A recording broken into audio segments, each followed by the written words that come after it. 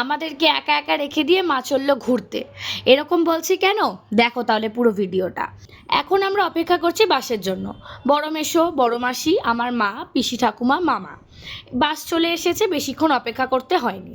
এখন সবার প্রথম আমাদের যেতে হবে শিয়ালদা স্টেশন। শিয়ালদা স্টেশনেও পৌঁছে গেছি। রাস্তায় বেশি জ্যাম ছিল না, যেহেতু আজকে সানডে, তাই খুব একটা লেট হয়নি।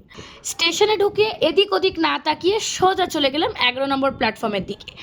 এবার হচ্ছে আসল টুইস্ট। এই হলো আমার ছোট মামা। আগামীকাল 9 তারিখ ওর বিয়ে।